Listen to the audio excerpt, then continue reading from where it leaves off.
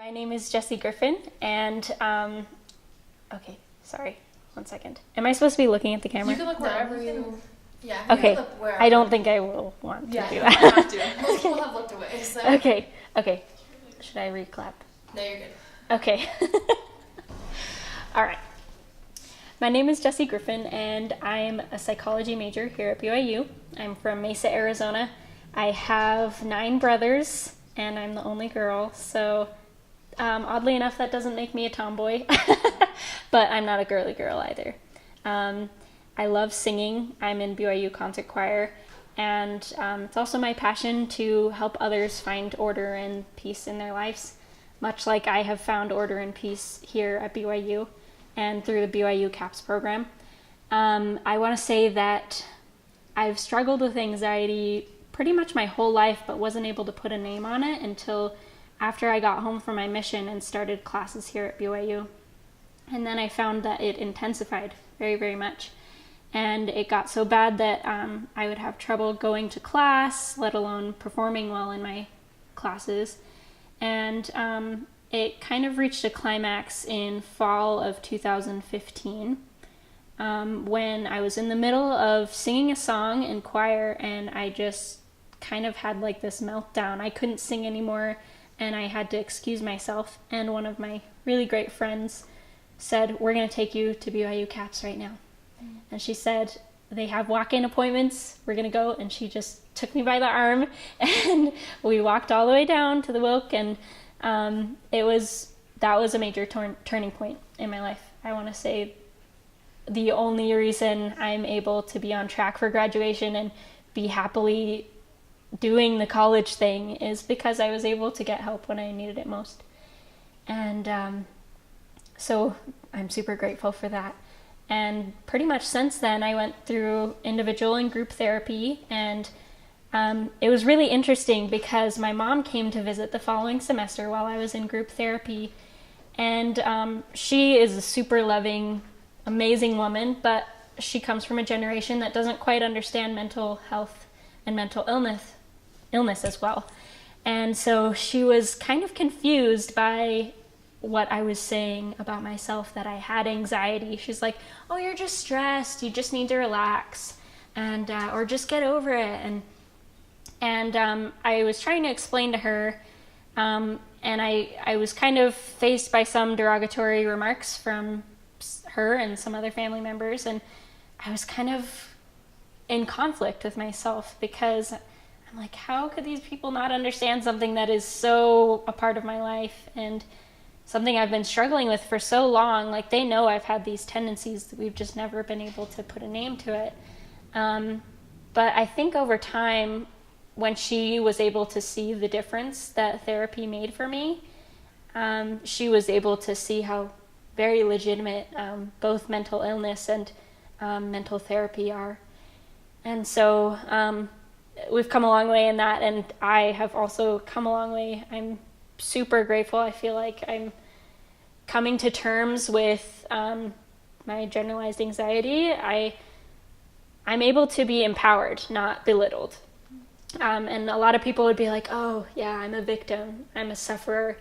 But for me, I've been able to shift it in the way I understand it in such a way that makes me feel like I have conquered. And, it might be something that comes back, but I have tools and resources now that I didn't have before that can help me rise again. So with those tools and resources, you were talking a little bit about how your friend taking you to CAPS was a turning point for you. Yes. How did those resources help you? Like, what about CAPS or therapy benefited? Well, I definitely believe that therapy only works for people who will let it work for them.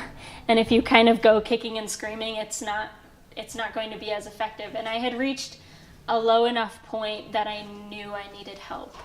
So basically, once I got there, being so understood and embraced by the therapist, by my peers, realizing it wasn't just a me problem. Lots of people deal with this. That was what kind of helped me realize that there wasn't something wrong with me. I wasn't broken, you know. I was actually a pretty normal human being, experiencing pretty normal things. In fact, my husband, he helped me through a lot of it, and something he would say is the difference between people who seek mental health therapy and those who don't are that the ones who seek therapy are humble and they like know where they're at in life. Because I think at some point in everybody's life, mental health therapy or even just a support group is necessary. Everyone passes through times of depression or great anxiety because that's just part of life. And if you let yourself be vulnerable and let yourself like admit that you need help, that's kind of a part of the gospel too, and a part of what the Savior wants us to do is to make a community and to buoy each other up, because we're not always going to be all the time at our 100%, and we're supposed to just help each other. That's what Zion is.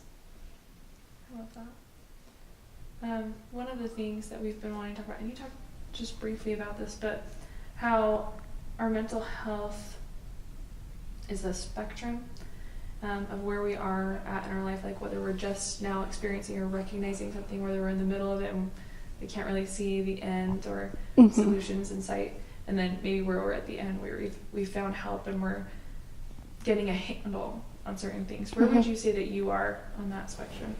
Yeah. Well, I definitely acknowledge that I have come a super, super long way in terms of understanding and coping with my anxiety.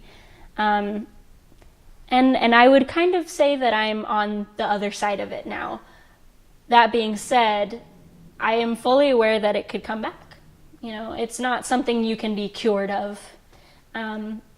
Life has its ups and downs, but the thing is now I know that if it does come back, I'm not going to be afraid. And that I know that I've been able to conquer before and I can do it again. And so in that respect, I feel like I am all triumphant, you know. I don't know. I feel like I'm in a good spot and I'm hopeful and grateful. What would you say to someone that didn't have that same perspective? I would be paranoid, probably.